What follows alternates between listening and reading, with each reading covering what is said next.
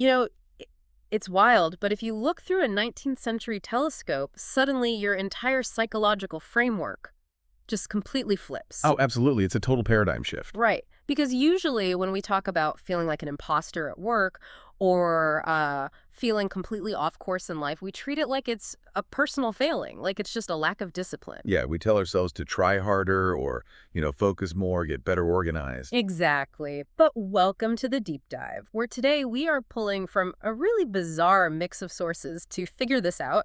We've got ancient land lotteries, the edges of the solar system, the 16th century philosophy of the Maharal of Prague, and the 20th century insights of Rabbi A.I. Cook. It is quite the stack of material today. It really is. And our mission here is to explore the invisible forces of gravity and true nature. We want to see how consistent deviation in your own life might actually be, well, the most important data point you have. Yeah, because we're moving from blaming our internal machinery to actually analyzing our environment. Whether we are looking out into the cold vacuum of space or deep into the complexities of human psychology, repeatedly drifting off your predetermined path is rarely just a mechanical error. Okay, let's unpack this. Because to understand how invisible forces reveal our true place, we aren't actually starting in a modern observatory. We are starting in the ancient world. Or way back. Yeah, specifically the Book of Numbers, the Torah portion of Pinchas. The ancient Israelites are preparing to enter the land of Israel, and they are taking this massive census. They have to figure out the logistics of how to divide up the land among the 12 tribes. And, taking a nomadic people and turning them into settled landowners is just a geopolitical nightmare. Oh, a total nightmare. So the rules they used for this division were this fascinating mix of strict logic and apparent randomness. On the logical side, the land division was entirely proportional. So a tribe with 50,000 people gets a massive tract of land. Right, and a tribe with 10,000 gets a much smaller piece. That part makes perfect sense. But the specific location, like whether your tribe gets the lush, fertile valleys in the north or the rocky, barren deserts in the south, that was determined by a lottery. Yeah, a game of chance called the Goral. Which is crazy. Handing out national real estate by drawing lots sounds like a recipe for immediate civil war and just endless resentment. Well, it definitely would be if it were just, pulling names out of a hat in a back room somewhere. Mhm. But the Talmudic tradition describes a highly theatrical, incredibly deliberate public ritual for how this drawing was executed. Okay, set the scene for us. So the entire nation watched as Eleazar the high priest presided over the event. He wore the Urim and Thummim, which is the sacred breastplate embedded with precious stones, one representing each tribe. And according to the tradition, these stones would illuminate. They would literally glow to spell out the divine answers. Wait, really? So they have a direct mechanism for divine communication, giving them the answer before the draw even happens? Exactly. And that theater is the entire point. Eliezer would stand before the people and announce the divine decree before he even reached into the boxes to draw the lots. Huh. He'd announce, Zebulun is coming up, and the territory of Acre is coming up with him. He essentially calls the shot aloud. Then he reaches into two separate boxes. One has the names of the tribes, the other has the territories. He draws a slip from each, and the physical slips perfectly match the divine prediction. Zebulun gets Acre, exactly as the glowing stones foretold. Okay, I have to jump in and push back on this because the logic here seems completely contradictory to me. Also, Well, if God already decreed the outcome via these glowing stones, why go through the theater of drawing slips of paper at all? It looks like a rigged magic show. I mean, if I take a coin and I flip it millions of times and I end up with a 60-40 split of heads to tails, I realize the coin has an inherent physical bias. It's weighted. So was the Torah running a statistical experiment to prove the system was rigged in their favor? no, it wasn't that at all. The lottery was not a strict mathematical proof or a statistical experiment. The sample size alone wouldn't hold up to modern science anyway. Right. 12 tribes is a pretty small sample. Exactly. Rather, it was a symbolic demonstration. It was a public ritual that revealed a deeper fit. A deeper fit. Yes, it was not a strict mathematical proof, but a way of dramatizing the natural fit between tribe and territory. Zebulun didn't just arbitrarily get assigned to Acre by some top-down decree. The tribe's inherent nature matched the soil, the geography, and the spiritual reality of that specific land. Ah, okay, I see. So the goal wasn't to prove the math, it was to visualize the harmony. Like, if a leader just points a finger and assigns a barren mountain to someone, the immediate human reaction is jealousy. Human nature 101. Right. But this public demonstration removed the jealousy by showing that every system, when left alone without external manipulation, defaults to its true nature. The physical slips matched the divine decree to symbolize that this wasn't an arbitrary assignment, it was inherent gravity. Beautifully put. But, a symbolic ritual like the land lottery only works if the people actually choose to believe it. Sure. So what happens when this gravity is a literal physical force, one so massive it drags entire planets off course, and brilliant scientists still refuse to see it?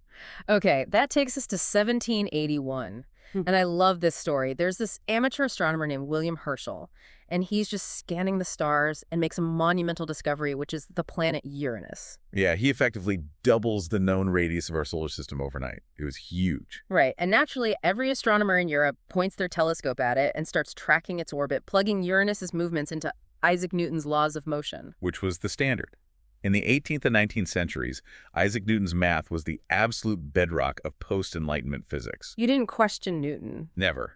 To question Newton was essentially scientific heresy. His equations were treated as the flawless laws of reality.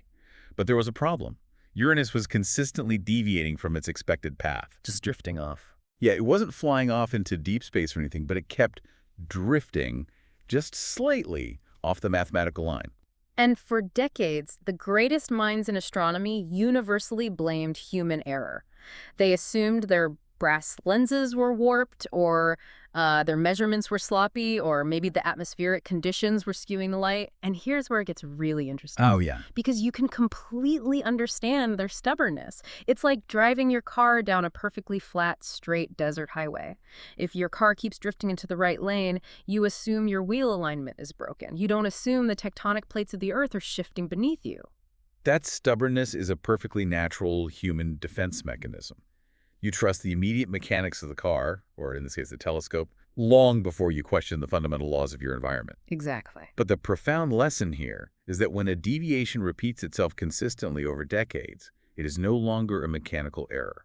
Repeated deviation reveals an unseen pull. Which opens the door for two mathematicians, John Couch Adams and Urbain Le Verrier.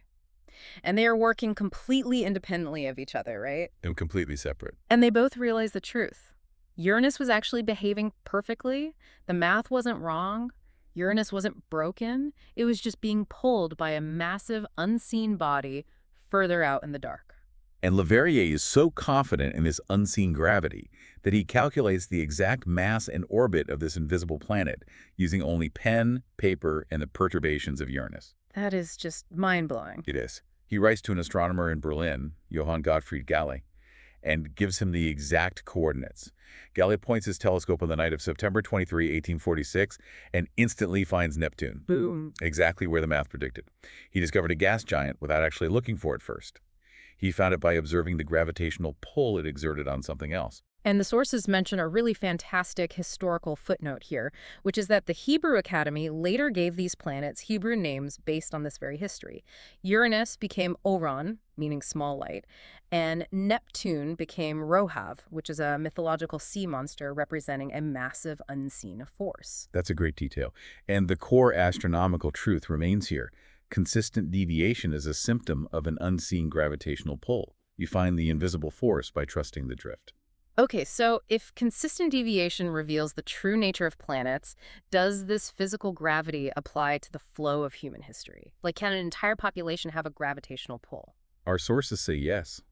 They bring in a towering 16th century Jewish philosopher, the Maharal of Prague, who takes this exact concept of inherent nature and applies it to geopolitics. Right, because the sources reference a famous passage in the Talmud in Tractate Ketubot 111a, which discusses the 3 oaths that were placed upon the Jewish people when they were sent into exile. And these oaths included directives like not returning to the land of Israel by force and not rebelling against the nations of the world.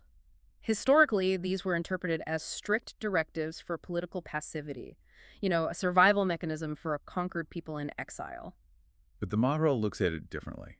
Right, because wait, those 3 oaths just sound like a standard political survival tactic. Like, don't start a war, you can't win. How does a 16th century philosopher turn a geopolitical treaty into a law of physics? Because the Maharal views history through ontological structures. Yeah. He argues that a nation being exiled from its homeland goes against the fundamental natural physics of the world. Okay, physics again. Yeah, just as a specific plant belongs in specific soil, a nation naturally belongs in its land. Geography isn't just dirt, it's a structural fit for a national character. Because that nation naturally belongs there, the exile created a massive, unnatural vacuum of kinetic energy. So you're saying the oaths weren't just standard political rules or theological punishments. They were an external restraint holding back a literal force of nature. Precisely. The inherent gravity of the nation would relentlessly pull them back to their homeland. The oaths functioned as an artificial barrier blocking that overwhelming gravitational pull. Wow. The Maharal's point is that unnatural environments require artificial force to maintain. Without that external restraint, the natural order would violently reassert itself. You simply cannot fight gravity forever. That is heavy. Okay, so we've seen this gravity in the orbits of planets and in the historical flow of entire nations. But the sources take this down to the most granular and honestly the most painful level, which is the individual. Right, bringing it down to a personal scale. Yeah. And this is where we bring in Rabbi Abraham Isaac Kook, one of the most influential thinkers of the early 20th century. Rabbi Kook was watching a generational crisis unfold in the yeshiva world.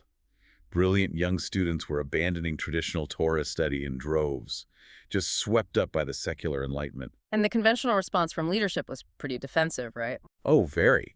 They assumed these students were rebellious. They doubled down on rigid discipline and concluded that Torah simply wasn't in their nature. But in his work, Oret HaTorah, Rabbi Kook completely flips the diagnosis. He argued that these students didn't leave because Torah was alien to them. They left because they were forced into a specific form of study that betrayed their unique inner nature. Which requires us to define some terms. Yes, we have to carefully distinguish between two realms of study here to understand the mechanics of this friction.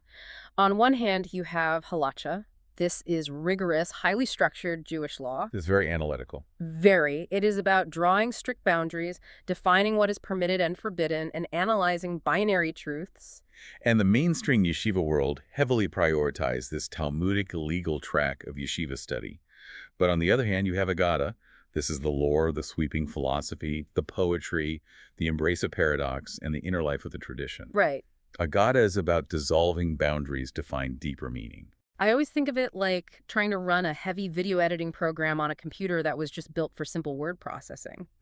The hardware physically heats up and grinds to a halt, not because the machine is broken, but because the operating system is misaligned with the task. That's a perfect analogy. Yeah, so when a soul that is inherently wired for the boundary-dissolving expansiveness of Agada is forced into the rigid, boundary-drawing, Talmudic legal track of yeshiva study, it creates literal psychological friction. And the tragic part is that the student misdiagnoses this friction. They feel this unbearable resistance and they think, I must hate the Torah, when in reality, they just need a different alignment. They need to find their personal orbit within the tradition. Just a different track. Exactly. And it is crucial to state this clearly. Rabbi Kook is not telling people to choose the easier path.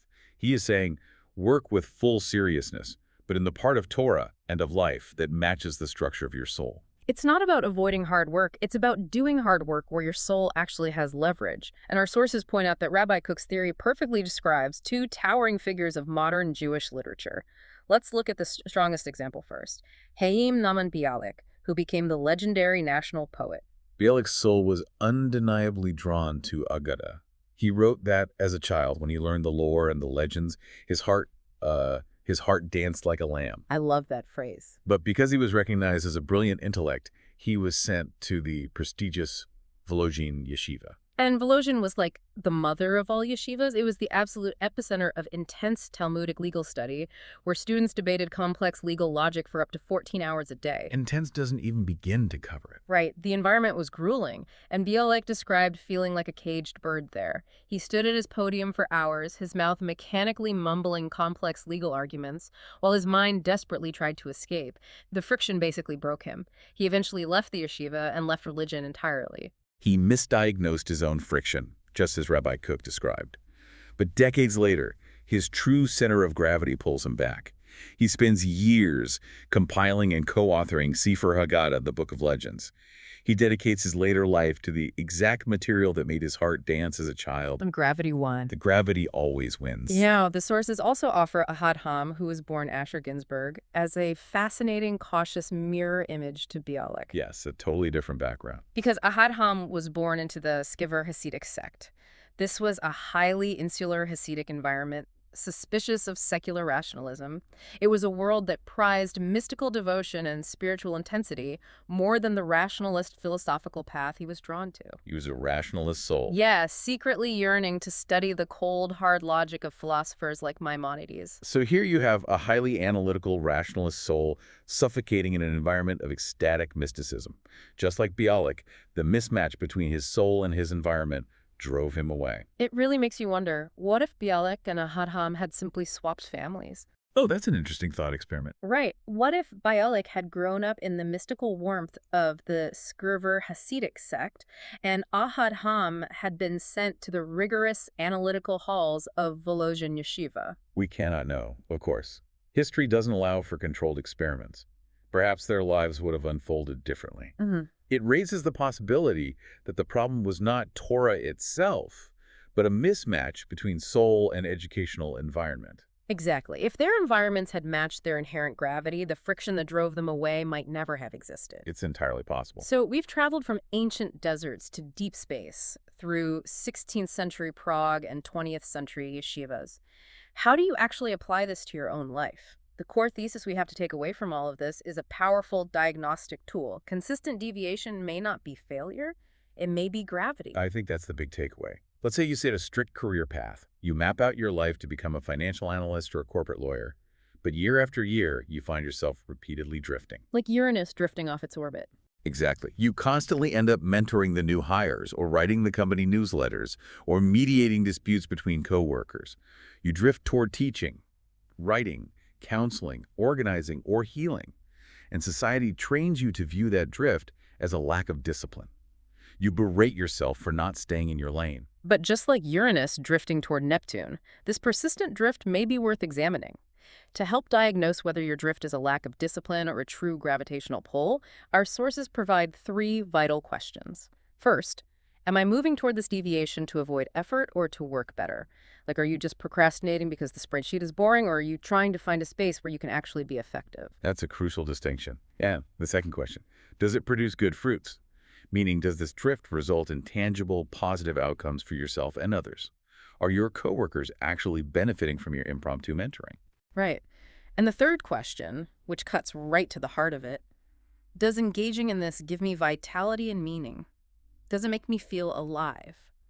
If the answers lean toward yes, you might be looking at your own personal Neptune. Of course, we have to talk about imposter syndrome here. We hear about it constantly today, people feeling like frauds in their careers. Yeah, it's everywhere. But of course, not every feeling of fraudulence means you are in the wrong place. Sometimes it is anxiety, perfectionism, fear, or a harsh environment. But if that feeling repeats itself alongside a persistent pull toward another kind of work, it may be worth listening. Because you might feel like an imposter. Because energetically, you are forcing yourself against your natural alignment. You're in a Gada soul forcing yourself to survive in a halakha career. You're fighting the physics of your own existence. And you can't beat physics. No, you can't. To bring this all together, we started with the symbolic demonstration of the ancient land lottery, visualizing the inherent fit between a tribe and its home. We saw the physical gravity of Neptune pulling Uranus off its mathematical track. We examined the historical restraints of the Maharal, showing how unnatural environments require artificial force to maintain. And finally, we explored the inner gravity of Bialik, Ahad-Ham, and you, the listener, navigating the agonizing friction of a misaligned soul. Which leaves us with a final thought to ponder. If our souls truly have an inherent gravity, how much of modern burnout is actually just the exhaustion of constantly firing our thrusters to avoid our true orbit? What would happen if, just for a week, you turned off the engines and simply let yourself be pulled toward what naturally gives you vitality? It might just be the terrifying, wonderful realization that you haven't been feeling at all. You've just been discovering your own gravity. Thank you so much for joining us on this deep dive. Take a look at your own orbit this week, and we will catch you next time.